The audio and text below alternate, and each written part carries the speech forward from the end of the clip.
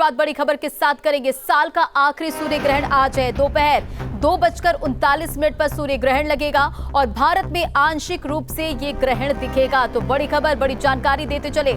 साल का आखिरी सूर्य ग्रहण आज है और दोपहर 2:39 पर सूर्य ग्रहण लगेगा। भारत में आंशिक रूप से ग्रहण दिखेगा और भारत में शाम 4:22 पर ग्रहण की शुरुआत होगी और सूर्यास्त के साथ ही ग्रहण खत्म हो जाएगा। तो ग्रहण का समय सूतक के चलते नहीं होगी। गोवर्धन पूजा और कार्तिक अमावस्या ग्रहण के कारण केदारनाथ और बद्रीनाथ भी बंद है, साथ ही कई मंदिर बंद है। आज यानी कि 25 अक्टूबर को साल का दूसरा और अंतिम सूर्य ग्रहण लगेगा, जिसमें भारत में आंशिक रूप से देखा जा सकेगा और सूर्य ग्रहण दोपहर 2:39 पर लगेगा और इसका समापन शाम 6:32 पर होगा, जबकि भारत में इसकी शुरुआत शाम 4:22 पर होगी और सूर्यास्त के साथ ही इसका समापन हो जाएगा।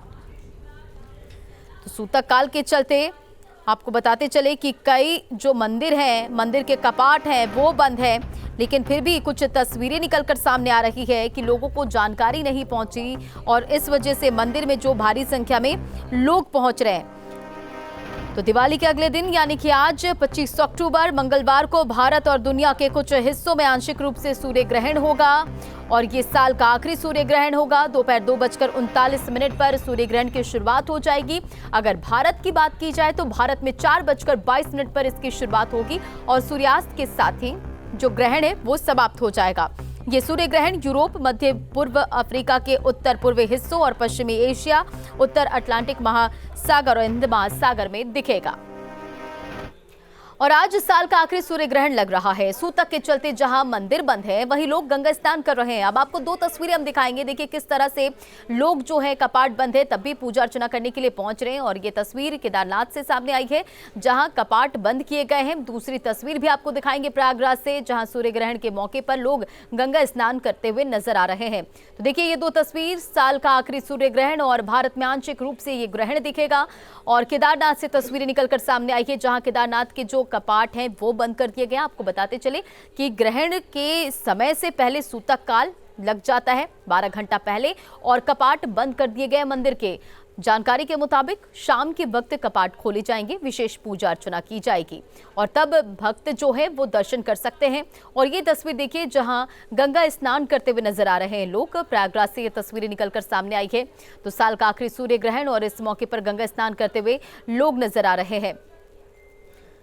तो केदारनाथ और बद्रीनाथ के कपाट बंद है, तो वहीं प्रयागराज से ये तस्वीरें जहां गंगा स्नान करते हुए लोग नजर आ रहे हैं।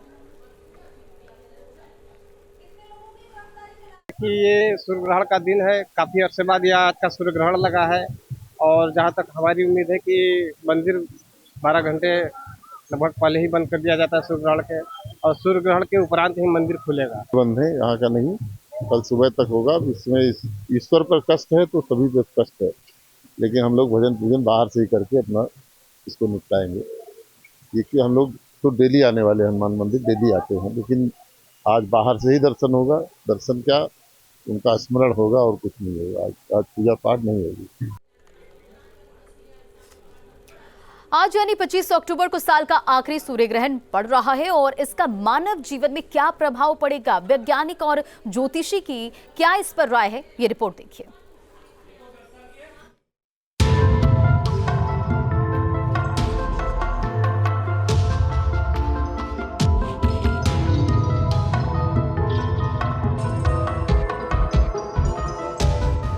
पच्चीस अक्टूबर को यानी दिवाली के बाद साल का आखिरी सूर्य ग्रहण लगने वाला है। दिवाली और गोवर्धन पूजा के बीच सूर्य ग्रहण का ऐसा संयोग करीब 1300 वर्षों बाद बन रहा है, जब दो प्रमुख त्योहारों के बीच बुध, गुरु, शुक्र और शनि सभी अपनी अपनी राशि में मौजूद रहेंगे। देखिए, सूर्य ग्रहण खगोल में घटने वाली एक आकाशीय घटना है। सनातन धर्म के अनुसार इसका आध्यात्मिक और भौतिक दोनों तरह का प्रभाव होता है। आध्यात्मिक प्रभाव के अंतर्गत मन, बुद्धि, आहार विहार पर भी इसका बहुत ही प्रभाव होता है। और यह जो सूर्य ग्रहण है लगभग समग्र भारत में दृश्य होगा। अगर हम बनारस की बात करें, काशी की बात करें, तो लगभग सायंकाल 4:42 से इस ग्रहण का आरंभ हो रहा है और समग्र भारत में, पूरे भारत में यह ग्रस्तास्त सूर्य ग्रहण है। ग्रस्तास्त सूर्य ग्रहण का मतलब होता है कि सूर्यास्त हो जाएगा, उसके बाद भी ग्रहण की स्थिति बनी रहेगी। लेकिन ये सूर्य ग्रहण आंशिक होगा और भारत के कई हिस्से में दिखाई पड़ेगा।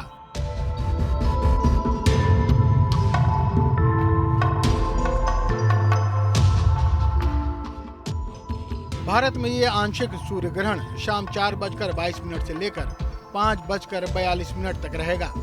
ये ग्रहण 1 घंटा 22 मिनट तक रहेगा, लेकिन ग्रहण से 12 घंटे पहले सूतक लग जाता है, जिसमें शुभ काम वर्जित होते हैं, पूजा पाठ बंद रहता है। जहाँ पर जिस समय ग्रहण का आरंभ होगा उससे 12 घंटे पूर्व सूतक काल का आरंभ हो जाता है सूर्य ग्रहण में, क्योंकि हमारे यहाँ बताया गया है कि सूर्य ग्रहेतु नासनीयात पूर्वम याम चतुष्टयम, 4 याम यानी 4 प्रहर अर्थात लगभग नहीं पूर्ण 12 घंटे पूर्व सूतक का आरंभ हो जाता है। और सूतक काल में भोजनादि कर्म वर्जित है, अर्थात सामान्यतया भोजन नहीं करना चाहिए और इस तरह का कोई कठिन वर्क नहीं करना चाहिए, कठिन कार्य नहीं करना चाहिए। लेकिन हमारी ये जो धर्मशास्त्रीय व्यवस्था है, धर्मशास्त्र के अनुपालन में एक स्वस्थ शरीर वाला ही व्यक्ति सक्षम हो सकता है। इसीलिए हमारे आचार्यों ने कहा कि बाल वृद्धातुरैर बिना, बालक वृद्ध और रोगियों को इन सूतक काल के नियमों से बिल्कुल वर्जित किया है, बाहर रखा है, अर्थात इनके ऊपर सूतक काल के नियम नहीं लागू होते। लेकिन वैज्ञानिक दृष्टिकोण से देखें तो सूर्य ग्रहण एक खगोलीय घटना है और हजारों साल से ये होता आ रहा है, जिसमें चंद्रमा सूर्य और पृथ्वी के बीच आ जाता है और ग्रहण लग जाता है। देखिए, सूर्य ग्रहण जो है वो पृथ्वी और सूर्य के बीच में चंद्रमा के आ जाने से होता है। चंद्रमा पृथ्वी का चक्कर लगाता है, पृथ्वी सूर्य का चक्कर लगाती है। तो कभी ऐसी स्थिति आती है लगभग 6 महीने के अंतराल से कि जब चंद्रमा लगभग पृथ्वी और सूर्य के बीच में से होकर गुजरता है, तब ग्रहण लगता है। तो खाना पर कोई असर नहीं पड़ता है, कोई सूर्य की तरफ से एक्स्ट्रा किरणें या एक्स्ट्रा अल्ट्रावायलेट कुछ नहीं आ रहा है कि जिसके हम कहें कि भाई उसकी वजह से खाना ख़राब हुआ। और अगर किसी को शक भी है तो लेबोरेटरीज हैं, टेस्ट कराइए। ज्योतिष शास्त्र में मानते हैं कि सूर्य ग्रहण के दौरान सेहत पर प्रभाव पड़ता है। सभी जीव जंतुओं, मनुष्यों और वनस्पतियों को सूर्य से ही ऊर्जा प्राप्त होती है। ऐसे में सूर्य ग्रहण के दौरान सूर्य की शक्ति कुछ देर के लिए क्षीण हो जाती है, जिसका प्रभाव सभी पर अवश्य पड़ता है। लेकिन वैज्ञानिक ग्रहण के समय खाना पीने पर प्रतिबंध को नकारते हैं। उनका मानना है कि सूर्य की किरणों का खाने पीने पर कोई प्रभाव नहीं पड़ता। Team news state. तो ये आखिरी सूर्य ग्रहण और इस पर तमाम जानकारी आप तक पहुंचाएंगे। और हमारे साथ इस पूरे मामले पर चर्चा के लिए हमारे गेस्ट हमारे साथ जुड़ गए हैं एसएच रावत जो कि धर्मगुरु हैं, डॉक्टर अरविंद त्रिपाठी जो कि ज्योतिषाचार्य हैं और दीपक शर्मा जो कि खगोल वैज्ञानिक है। तो सबसे पहले एसएच रावत जो कि धर्मगुरु है, आपके पास मैं आना चाहूंगी। देखिए, कई सवाल लोगों के मन में होते हैं, लेकिन बेसिक सवाल में सबसे पहले ये करना चाहूंगी, सूर्य ग्रहण होता क्या है और जिंदगी पर, आम लोगों की जिंदगी पर इसका असर क्या पड़ता है? इसके अंदर 180 डिग्री के ऊपर जब सूर्य, चंद्र और पृथ्वी आ जाते हैं, यानी पृथ्वी और सूर्य के बीच में जब चंद्रमा आ जाता है, तो सूर्य की जो किरणें होती हैं वो पृथ्वी के कुछ हिस्सों पर नहीं आ पाती हैं। यानी पूरी पृथ्वी को तो चंद्रमा ढक नहीं पाता क्योंकि चंद्रमा बड़ा नहीं है इतना, लेकिन जब पृथ्वी बीच में आती है पूर्णिमा के दिन तो वो ढक लेती है, तो कभी कभी वो पूर्ण हो जाता है। तो ये आंशिक है कि यहाँ पर पूर्ण रूप से वो ढक नहीं पाएगा। तो पृथ्वी के जितने हिस्से के ऊपर जो सूर्य की किरणें आ रही थीं, वो किरणें वहाँ पर रुक जाएंगी, यानी अंधेरा आ जाएगा। और सूर्य की किरणों से जो जीव जंतु सांस लेते हैं, प्रकृति सांस लेती है, पेड़ पौधे जिनका जीवन चलता है, और वहाँ अगर ऑक्सीजन की या लाइट की कमी हो जाए, जैसे कोरोना में ऑक्सीजन की कमी हो गई, ऐसे पृथ्वी के ऊपर जब सूर्य की किरणें नहीं आती हैं तो पृथ्वी के वो हिस्से प्रभावित होते हैं। वहां पर पशु पक्षी, गर्भवती महिलाएं, गर्भवती जानवर जो होते हैं वो, या जो फल पौधे, फूल, पक्षी सब प्रभावित होने शुरू हो जाते हैं। इसलिए यहाँ पर हिंदू शास्त्रों के मतों के अनुसार सूर्य ग्रहण के समय पर कोई भी कार्य नहीं करना चाहिए, वो वर्जित होता है, क्योंकि उस समय जो एनर्जी लेवल होता है बॉडी का वो कम हो जाता है। सूर्य के द्वारा हमारा शरीर के 5 प्राण संचालित होते हैं, और पांचों प्राण जो होते हैं, 5 प्राण में प्राण है, व्यान है, अपान है, उदान है, समान है।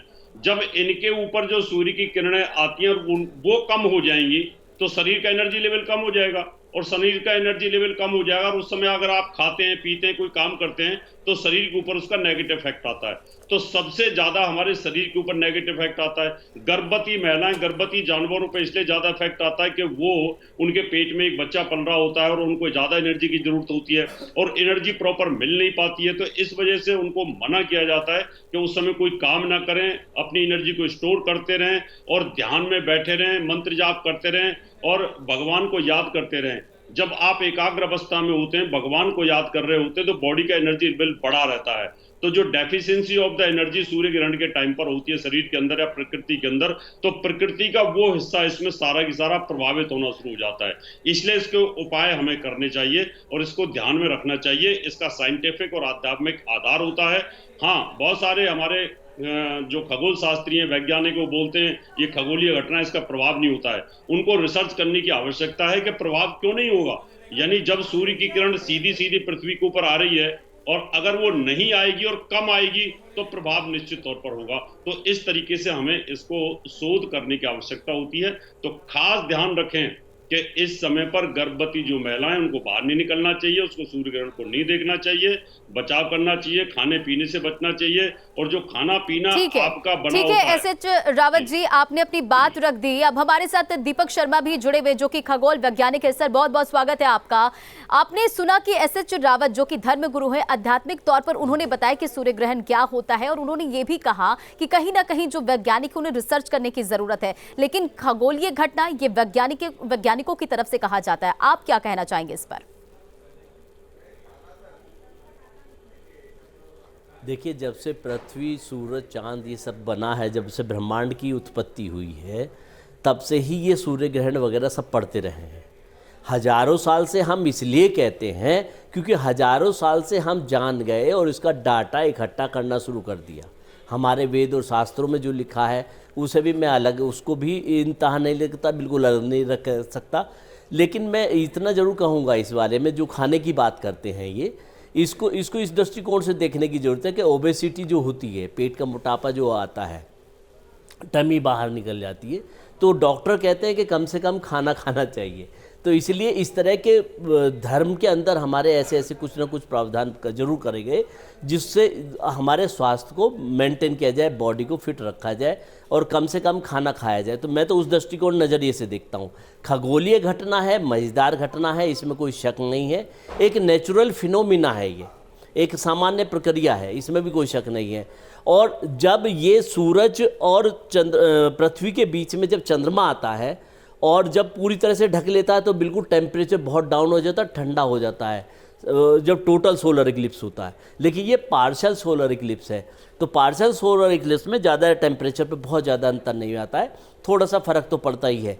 लेकिन भारत के हिस्से से देखा जाए तो भारत में कई सालों बाद, कहना चाहिए 2010 के बाद में 2019 में सूर्य ग्रहण देखा गया, और 2019 के बाद में 21 में सूर्य ग्रहण हुआ, 21 जून को हुआ जो 2020-21 में, और उसके बाद में अब ये सूर्य ग्रहण हमें भारत में देखने को मिल रहा है। इसके बाद में कई साल बाद में ऐसा मौका आएगा कि फिर भारत को देखने का मिलेगा। अभी 23-24 में नहीं आने वाला, इतना तो मुझे अभी तक का याद है, आगे का भी मुझे नहीं याद है, अभी मैंने देखा नहीं उसका डाटा को। तो इस दृष्टिकोण से ये सूर्य ग्रहण नेचुरल फिनोमिना के साथ एक मज़ेदार घटनाक्रम भी है।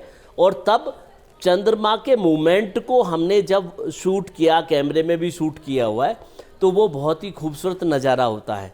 उस नज़ारे को देखने के लिए हम लोग डेली, जब भी ऐसा घटनाक्रम होता है, तो हम लोग अपने टेलीस्कोप और दूसरी सारी चीज़ें लगाते हैं। और आज भी हम जब शाम को 4:29 लगभग हमारी विजिबिलिटी शुरू होगी, तब से हम फिर जो है आज सूर्य ग्रहण का जो है लाइव प्रसारण और रिकॉर्डिंग भी करेंगे उसकी। ठीक है, तो आपने अपनी बात रखी। हमारे साथ डॉक्टर अरविंद त्रिपाठी भी जुड़े हुए हैं जो कि ज्योतिषाचार्य। देखिए, बहुत बहुत स्वागत है सबसे पहले सर आपका। हम अक्सर ऐसी खबरें देखते हैं जब भी सूर्य ग्रहण की बात आती है, तो ऐसी खबरें भी सामने आती है कि जो राशि है उन्हें खास ध्यान रखने की जरूरत है, इन राशियों के साथ ये होगा। तो जरा आप बताएं क्या कुछ होगा और कैसे देखा जाए इसे।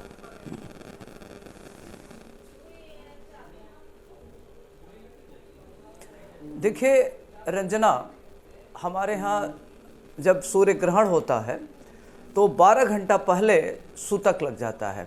सूतक काल में अपने हिंदू धर्म ग्रंथों में कहा गया है कि सूतक काल जब लग जाता है तो आपको खान पान नहीं करना चाहिए, मंदिर के कपाट बंद हो जाते हैं और ख़ास तौर से इसमें पूजा पाठ नहीं की जाती है। जब सूर्य ग्रहण होता है तो प्रकृति में हम कहते हैं कि सूर्य पर ग्रहण लगा है। ग्रहण के नाते सूर्य की जो किरणें होती हैं ढक जाती हैं, तो उसका हमारे ज्योतिष शास्त्र पर बहुत ज़बरदस्त प्रभाव पड़ता है। तो यह जो ग्रहण लग रहा है रंजना, ये लग रहा है आपके तुला राशि पर। वहाँ सूर्य, चंद्रमा और शुक्र केतु एक साथ बैठे हुए हैं। बुध कन्या राशि पर है, मंगल मिथुन राशि पर है, मकर राशि पर शनि है और मीन राशि पर बृहस्पति है, मेष राशि पर राहु है। तो जब यह ग्रहण लगेगा तो खास तौर से मेष, मिथुन, कर्क, कन्या, तुला, वृश्चिक, कुंभ, मीन राशि पर इसका प्रभाव बहुत ही खराब पड़ेगा, बहुत ही बुरा प्रभाव पड़ेगा। और जो खास तौर से वृष, सिंह, धनु और मकर राशि के लोग हैं, इस पर बड़ा अच्छा असर पड़ेगा, इनके लिए लाभप्रद है। तो जब ये पड़ेगा तो पूरे विश्व में इसका असर पड़ेगा, चाहे वह विज्ञान का क्षेत्र हो, चाहे राजनीति का क्षेत्र हो, चाहे आर्थिक क्षेत्र हो, इस पर व्यापक असर पड़ेगा। ग्रहण काल में घबराने की जरूरत नहीं है। ग्रहण काल खास तौर से हमारे जो ज्योतिष में कहा गया है कि ग्रहण काल में कम से कम लोगों को पूजा पाठ करना चाहिए, जप तप करना चाहिए, दान करना चाहिए और श्राद्ध कर्म करने से हमारे जो पूर्वज हैं उनके लिए बहुत ही फायदेमंद होता है। तो ग्रहण को लेकर के हम एक मन में डर भय ना पैदा करें, हम सिर्फ ये पैदा करें ग्रहण को लेकर के कि हम इसका लाभ भी उठा सकते हैं। हमारे ज्योतिष में इनके कुछ सुझाव दिए गए हैं, अगर सुझाव का हम पालन करेंगे तो हमारे ऊपर ग्रहण का प्रभाव कम से कम पड़ेगा। और इसमें खास तौर से जो गर्भवती महिलाएं हैं इनको शयन नहीं करना चाहिए, इसमें यात्रा नहीं करना चाहिए और ख़ास तौर से जैसे नुकीली चीज़ों का प्रयोग नहीं करना चाहिए, सुई धागे का प्रयोग नहीं करना चाहिए। इससे जो पेट में पलने वाला बच्चा होता है उसका बड़ा ही गलत असर पड़ता। भी हमारे पूर्व मित्र श्री एच.एस. रावत जी ने बड़ा ही बढ़िया से उसको व्याख्या किया, जो बहुत ही ज़बरदस्त था। और ख़ास तौर से अपने जो वैज्ञानिक लोग हैं, ज्योतिष की, धर्म की सारी बातें मानते हैं, लेकिन जब टीवी पर आते हैं तो अपनी व्याख्या को व्याख्यान करते हैं कि हम जो कह रहे हो सही है, जबकि ऐसा नहीं। अगर वो चीज़ें अल्ट्रावायलेट रेज, सूर्य जब ग्रहण होता है उसके किरणों का प्रभाव उनको नहीं दिखता है तो कहीं ना कहीं से उनकी शोध में कमी है। उनको इस पर शोध करना चाहिए कि वो चीज़ हम क्यों नहीं देख पा रहे हैं। अभी हम लोग इसके पहले जो 19 में ग्रहण लगा था, नवंबर 19 में, तो हम लोगों ने, हमारे ज्योतिष मनीषियों ने बताया था कि पूरा इसमें विषाणु जनित बीमारी फैलेगी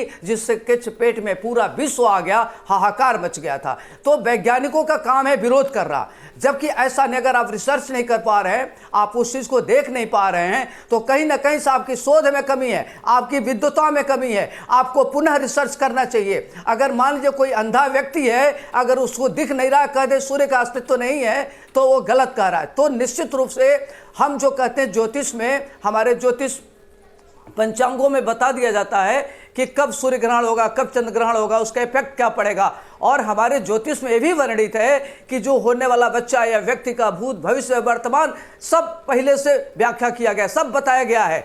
यह विज्ञान नहीं बता सकता।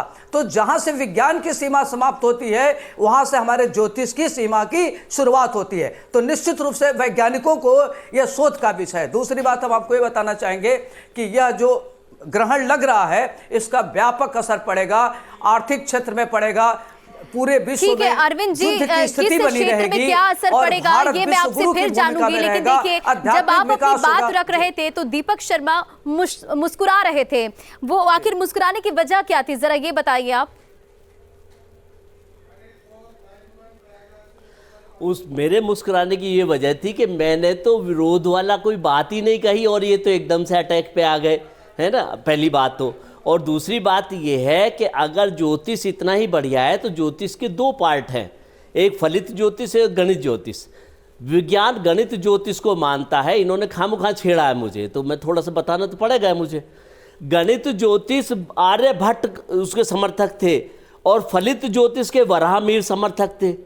वो उसका आम के आम गुठली के दाम वो फायदा लेना चाहते थे। वराहमिहिर को भारत ने और देश ने सम्मान नहीं दिया उतना ज़्यादा। आर्यभट्ट को क्यों दिया?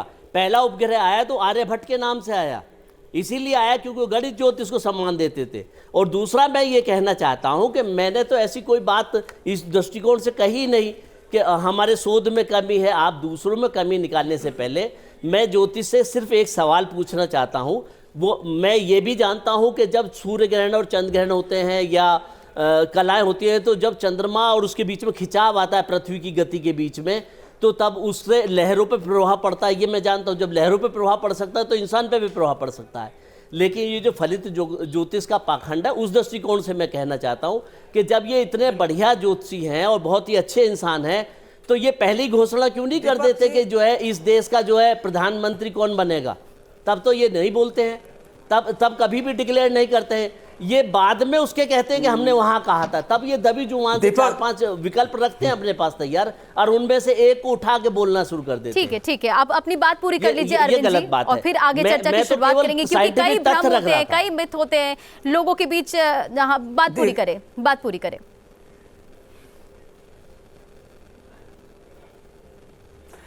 दीपक जी, ज्योतिष और विज्ञान दोनों चोली दामन का साथ है, और जो आपने कहा कि ये हो जाता है तो लोगों को बताते हैं। आप हमारा चाहे श्रावत जी का, चाहे हमारे देश में तमाम ऐसे ऋषि महर्षि हैं, मुनि हैं, जिन्होंने भविष्यवाणियाँ किया है और एक एक भविष्यवाणी सटीक हुई है। दीपक जी, मैं थोड़ा सा आपको बता दूं कि ज्योतिष और विज्ञान, एस्ट्रोनॉमी और एस्ट्रोलॉजी, एस्ट्रोनॉमी में सिर्फ आप खगोल के बारे में बताते हैं, ग्रहों के बारे में बताते हैं कि ग्रहों की क्या परिस्थिति है, लेकिन हमारा ज्योतिष खगोल विज्ञान से आगे है। जहां खगोल विज्ञान देख नहीं पाता वहां हमारा ज्योतिष देखता है। आप केवल ग्रहों के बारे में बताते हैं, हम ग्रहों की स्थिति को देख करके मनुष्य के भूत भविष्य वर्तमान की बात करते हैं, और एक जातक जो होने वाला है उसकी कुंडली को देख करके उसका व्यक्तित्व कैसा होगा, उसकी माली हालत कैसी होगी, क्या पढ़ेगा, उसका कैरियर क्या होगा, शिक्षा दीक्षा क्या होगा, किस प्रकार के परिवार में जन्म लेगा, उसका दाम्पत्य जीवन कैसा होगा, उसकी होने वाली संततियां कैसी होगी, उसका एकेडमिक कैरियर कैसा होगा, उसका दाम्पत्य जीवन कैसा होगा, उसके अगल बगल रोग और शत्रुओं की क्या भूमिका रहेगी, अगर दुर्घटना होती है तो कैसी होती है, पूरा विस्तृत विवेचन, उसको पिता से क्या लाभ मिलेगा, वो खुद में क्या करेगा, उसका भाग्य कैसा है, उसका पुरानी है और इसका जो कहा जा सकता सॉल्यूशन नहीं निकल सकता। खैर, मैं आपको यहाँ रोकना चाहूंगी। एसएच रावत जी हमारे साथ धर्मगुरु जुड़े हुए हैं। सर, आपके पास आना चाहूंगी। देखिए, कई सारे मिथ होते हैं कि जब सूर्य ग्रहण लगता हो तो हमें ये नहीं करना चाहिए, हमें वो नहीं करना चाहिए, तो जरा इसे भी क्लियर करें कि ग्रहण के वक्त क्या नहीं करना चाहिए, और जो मिथ होते हैं उसे लेकर क्या कुछ बताना चाहेंगे? देखिए, पहली बात तो मैं आपको बताना चाहता हूँ, कोई भी मिथ नहीं होता। हमारे ऋषि मुनियों की जो रिसर्च है वो कोई मिथ नहीं, और सबसे बड़ी बात है जो शास्त्रों में लिखा है वही सत्य है। विज्ञान का जन्म तो 300-400 वर्ष पहले हुआ है, लेकिन पंचांग का निर्माण तो बहुत सालों से हो रहा है। 5000 वर्ष का तो रिकॉर्ड हमारे पास ही है। महाभारत के समय से सूर्य ग्रहण की गणना भी है, लेकिन उस समय तो वैज्ञानिक नहीं थे। तो इसका मतलब विज्ञान को ये शोध करना पड़ेगा कि जब विज्ञान नहीं था तो उस समय भी ये कैलकुलेशन बड़ी सटीक बताता था। हंसिए मत, आपके सोचने का विषय है, आपको सोचना पड़ेगा। आप भी हमारे जैसे ही हैं, इसमें कोई दिक्कत नहीं है। आप ये समझिए कि आज से 5000 वर्ष पहले जो गणित की आप बात कर रहे हैं वो सब विज्ञान का ही हिस्सा है। अरे तो विज्ञान नहीं था उस समय, ये जो गणित, जिस गणित की आप गणनाओं की बात कर रहे हैं तो वो विज्ञान का ही हिस्सा है, अलग नहीं है उससे। काल के अंदर, महाभारत काल के अंदर कौन सा वैज्ञानिक थे? वहां पर कौन से न्यूटन प्रोटॉन की खोज करी थी उन्होंने? वहां कौन से न्यूटन बैठे हुए थे? आपको ये सोचना है कि ऐसी कौन सी कैलकुलेशन है हमारे ज्योतिष शास्त्रों में जो आपको सटीक जानकारी देती है। और रही मिथों की बात, क्यों ये प्रभाव पड़ते हैं, अब मैं आपको समझाता हूं। सुनिए, ये सूर्य की किरण अगर मेरे ऊपर आ रही है और इसके बीच में अगर ठीक है, इस तरीके एस से रावत कोई जी, आप पर्दा आ अपनी जाए- बात पूरी करिएगा। हमारे साथ हमारे संवाददाता प्रयागराज से मानवेंद्र भी जुड़े हुए हैं, उनसे भी हम जानेंगे कि वो इस वक्त कहाँ हैं, क्या कुछ जानकारी। लेकिन जी देखिए, हम संगम तट पर मौजूद हैं और अगर आपको संगम की तस्वीर दिखाएं तो लोग लगातार यहाँ पर बड़ी संख्या में जो घाटों पर लोगों की भीड़ दिखाई दे रही है। लोग स्नान करने यहाँ पर पहुँचे हुए हैं। स्नान करने वालों में जो लोग नियमित रूप से गंगा स्नान करते हैं वो भी शामिल हैं और कुछ लोग ऐसे भी हैं जो ये मानते हैं कि ग्रहण काल में स्नान करने से जो ग्रहण का दोष है उससे मुक्ति मिलती है। आप ग्रहण चल रहा है इस वक्त, सूर्य ग्रहण, स्नान करने आए थे क्या? स्नान करने आए थे। ग्रहण काल में कुछ खाना नहीं चाहिए और ना पानी पीना चाहिए, ना खाना खाना चाहिए। उसके अलावा गंगा जी का स्नान करना चाहिए और भगवान को ध्यान करना चाहिए। गंगा स्नान कर लिया, इससे क्या मिलेगा? दोषों से क्या? दोष मुक्त हो जाएंगे, जो भी दोष होगा ग्रहण का वो सब मुक्त हो जाएंगे। तो ग्रहण के दोष से मुक्त होते हैं, ऐसा लोगों का मानना है। कुछ और लोग उनसे बात करते हैं। आप लोग भी स्नान करने आए हैं क्या? आज हम लोग सूर्य ग्रहण के मौके पर अभी सूतक चल रहा है, इस अवसर पर हम लोग माता रानी का स्नान करने आए हैं और इससे हमारे पूर्व के सभी पाप नष्ट हो जाएंगे और सूर्य ग्रहण का अगर मौका हो तो 10 करोड़ गुना इसका ये फलदायी होता है। गंगा स्नान पूरे परिवार के साथ? परिवार के साथ आए हैं, बच्चे छोटे बच्चे भी आए हैं, पूरा परिवार आया है। तो रंजना, यहाँ पर देखें आप, तमाम ऐसे लोग हैं जो अपने परिवार के साथ आए हुए हैं और आप देखें अगर गंगा में देखें तो लोग बड़ी संख्या में डुबकी भी लगा रहे हैं। तमाम नावों पर लोग मौजूद हैं, यहाँ से नाव के ज़रिए आगे पहुँच रहे हैं और तमाम लोग इसी घाट पर स्नान भी कर रहे हैं। तो बड़ी संख्या में लोग स्नान कर रहे हैं। आप बताइए, आप क्यों स्नान करने आए? ग्रहण काल है। हम सब ग्रहण काल में आए हैं अपने भावना अस्तित्व के लेके। हाँ। क्या होता है, क्या लाभ मिलता है ग्रहण काल?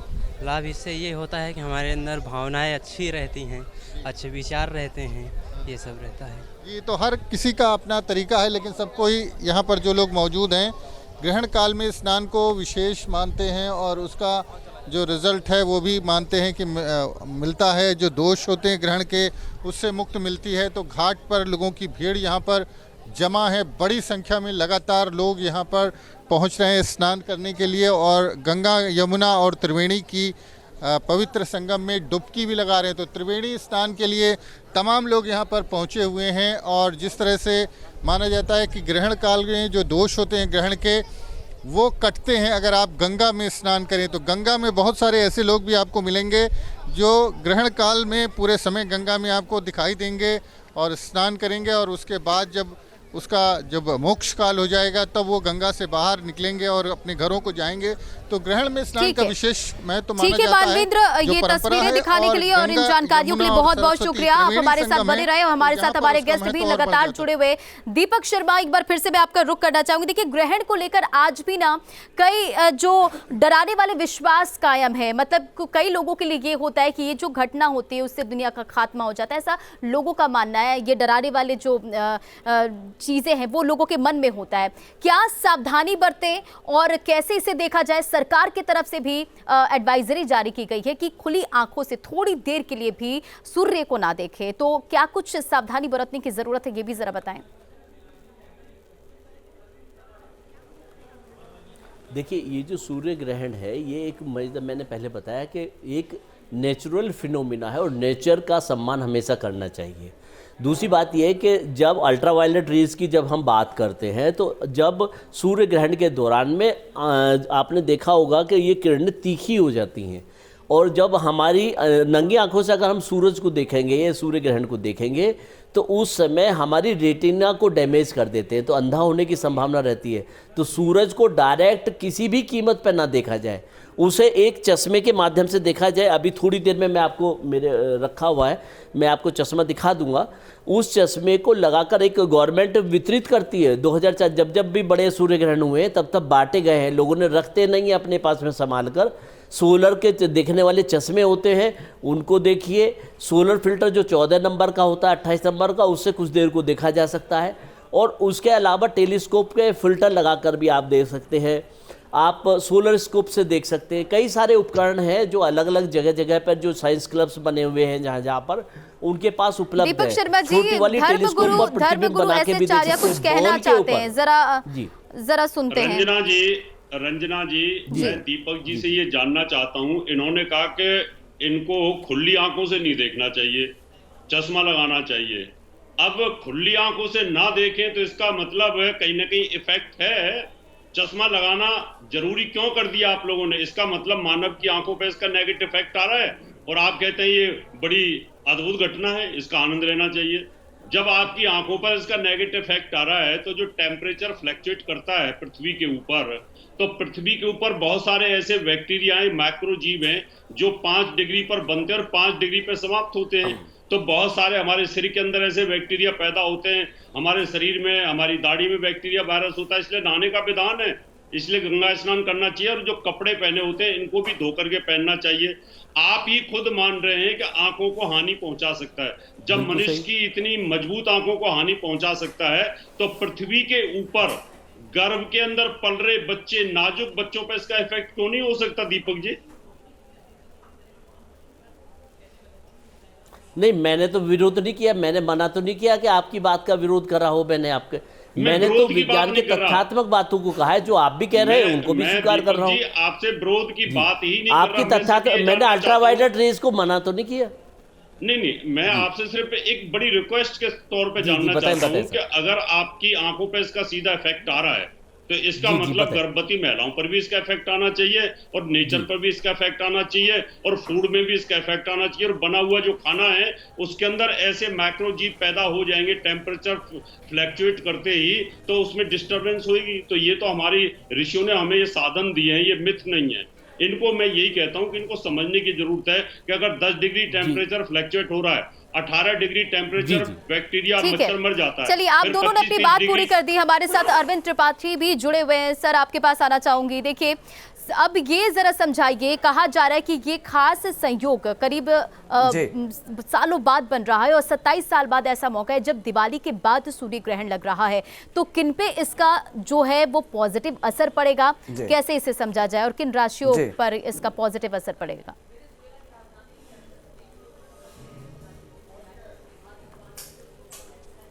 देखिए रंजना, यह जो सूर्य ग्रहण है इस पर हम 3 पार्ट में लेंगे। एक तो लेंगे कि विश्व पर इसका क्या प्रभाव पड़ेगा, दूसरा भारत पर क्या प्रभाव पड़ेगा, तीसरा राशिवार क्या प्रभाव पड़ेगा। सारी बातें हम आपको बताएंगे।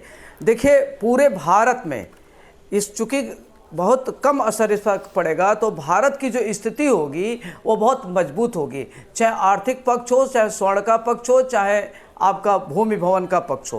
तो इस पर भारत काफ़ी आगे बढ़ेगा, आर्थिक स्थिति सशक्त होगी। राजनीतिज्ञों के लिए, जो खास तौर से बड़े राजनीतिज्ञ हैं, उनकी आर्थिक स्थिति और उनके पद और परिवर्तन में परिवर्तन हो सकता है। शेयर, लॉटरी और आपका जो ट्रेडिंग वगैरह है, इसमें बूम आएगा, काफ़ी उतार चढ़ाव रहेगा। क्रूड ऑयल का रेट घटेगा, सोना और चांदी का रेट बढ़ेगा, भूमि भवन का रेट बढ़ेगा।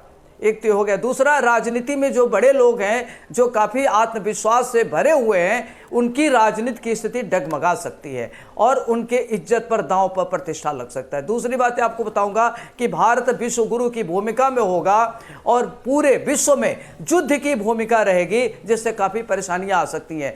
कुछ जीवाणु संबंधी बीमारियां पुनः बढ़ सकते हैं, ये असर पड़ेगा। अब आइए हम आपको बताते हैं कि राशिवार क्या प्रभाव पड़ेगा।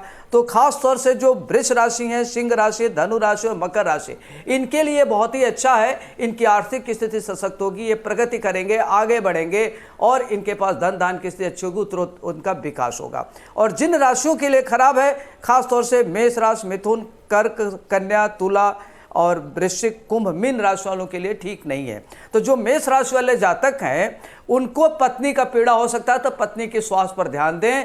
और खास तौर से आज सूर्य ग्रहण के दिन उनको क्या करना चाहिए कि लाल रंग का वस्त्र दान करें। गेहूं है, चना है, दान करना उनके लिए ठीक रहेगा। और ग्रहण काल में खास तौर से उनको सूर्य देव की आराधना करना चाहिए। ओम घृणे सूर्याय नमः, ओम भास्कराय नमः, इस तरीके के मंत्र का जप करना उनके लिए बहुत ही अच्छा रहेगा। जो वृष राशि के जातक हैं, उनके लिए ग्रहण काल काफ़ी अच्छा है, उनके लिए धन धान की स्थिति अच्छी होगी और उनका विकास होगा और उनके लिए हर तरीके से ठीक है। और जो वृष राशि के लोग हैं, ओम भूर भुवः स्वः तस्य वितुर्वरेण्यं भर्गो देवस्य धीमहि धियो यो नः प्रचोदयात्, इस मंत्र का आप 1 माला, 3 माला, 5 माला जप करें, आपके लिए अच्छा रहेगा।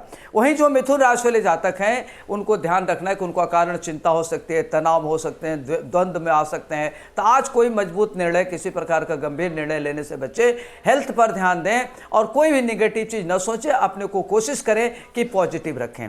आज आपको क्या करना है कि सूर्य देव की आराधना करना, ओम घृणे सूर्याय नमः, ओम ह्रीम ह्रीम सूर्याय नमः, इस मंत्र का जप करना आपके लिए अच्छा रहेगा। और ग्रहण काल में आप गाय को रोटी गुड़ जरूर खिलावें और हो सके तो तांबा का पात्र दान करें और गेहूं दान करना आपके लिए अच्छा रहेगा। वहीं जो कर्क राशि के जातक हैं उनके लिए ग्रहण काल व्यथा के लिए बन सकता है। उनको किसी न किसी बात को लेकर मानसिक पीड़ा पहुंच सकती है, आघात पहुंच सकता है। तो आप अपनी मन स्थिति को नियंत्रण में रखें ताकि आपको किसी प्रकार की कोई परेशानी न हो और ख़ास तौर से कोई महत्वपूर्ण निर्णय लेने से बचे। हेल्थ वेल्थ को लेकर के ध्यान दें। ग्रहण काल में आपको पूजा करना है, ओम भूर्भुवः स्वः तत्सवितुर्वरेण्यं भर्गो देवस्य धीमहि धियो यो नः प्रचोदयात्, इस मंत्र का 1 माला 3 माला ग्रहण काल के दरमियान आप जपें, आपके लिए अच्छा रहेगा। और ख़ास तौर से अपने घर में नमक और पानी का पोछा जरूर लगवाएं ग्रहण काल के बाद। जब ग्रहण मोक्ष हो जाता है तो इसके बाद करें, आपके लिए अच्छा रहेगा। और कोई भी लाल वस्तु दान करें, चाहे चना है, गेहूँ है, गुड़ है, तांबे का पात्र आपको दान करना चाहिए। वहीं जो सिंह राशि के जातक हैं उनके लिए ग्रहण काल काफ़ी उत्तम है। उनको श्री लाभ होगा, श्री उनको प्रतिष्ठा मिलेगी, धन लाभ होगा, माली हालत अच्छी होगी। हेल्थ वेल्थ को लेकर के इनका बहुत ही बढ़िया, उनके लिए काफ़ी महत्वपूर्ण है। और आप जो भी प्रयास किए हुए हैं, जो आपके पूर्ववर्ती कार्य आपने किया है, उसका परिणाम आपके पक्ष में आएगा।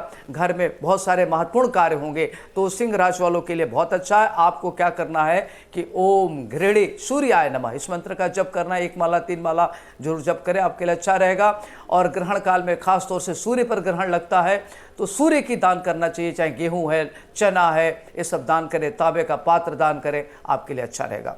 वहीं जो कन्या राशि हैं उनके लिए क्षति हो सकता है। तो अगर आज आप किसी प्रकार की पूंजी निवेश करते हैं या कहीं कोई डील करते हैं तो उसमें आपको आर्थिक क्षति होगी। आर्थिक क्षति, शारीरिक क्षति आपको हो सकती है, तो अपने को थोड़ा सा इस पीरियड में सावधान रहने की जरूरत है।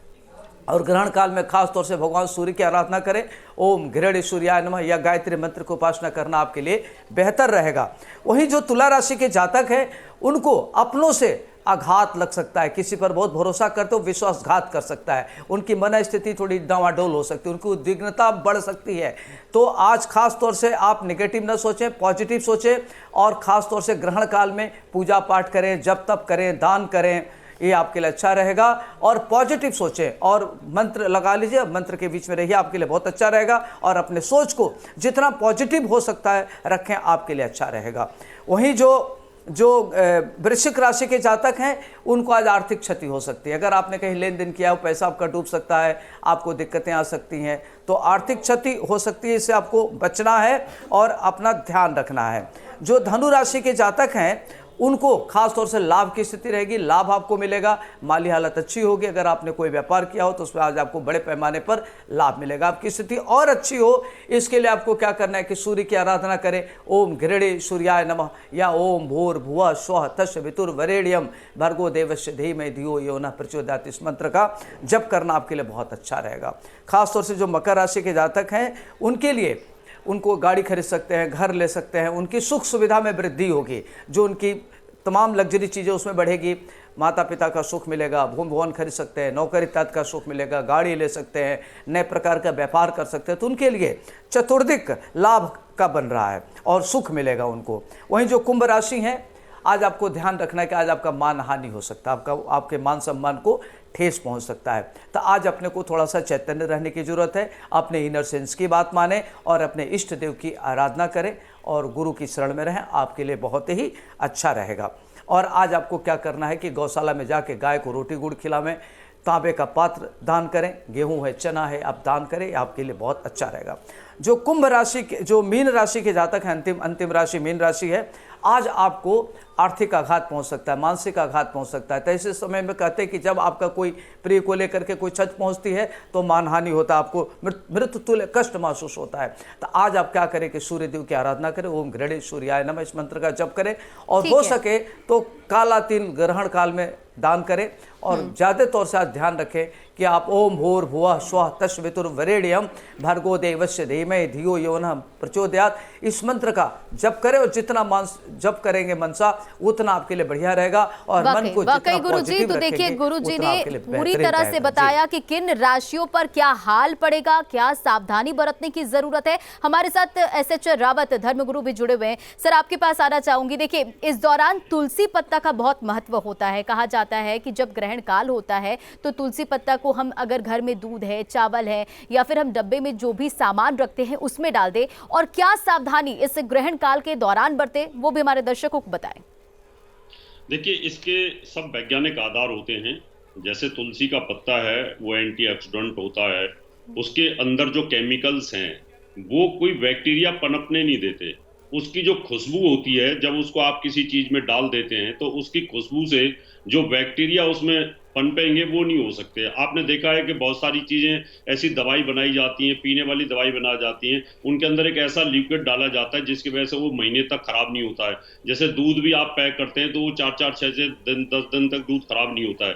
तो इसी प्रकार से तुलसी का जो पत्ता होता है वो आपने पहले दिन तोड़ लिया होगा, उसको दूध में डाल के रखें, पानी में डाल के रखें। अगर आपने कोई खाना ऐसा बना लिया है, खीर वगैरह पहले की बना के रख ली है, उसमें डाल के रखते हैं, तो वो जो बैक्टीरिया टेम्परेचर फ्लैक्चुएशन जब होता है वो बनेगा नहीं और खाने के अंदर वो बैक्टीरिया को नहीं आने देगा, जिसके कारण जब आप उस खाने को खाएंगे तो आपके लिए पॉजिटिविटी फील करता है। तो तुलसी का पत्ता जो होता है वो वैज्ञानिक आधार पर हमारे लिए बहुत पॉजिटिव होता है। और बहुत सारी चीजों का इसमें ध्यान भी रखना पड़ता है।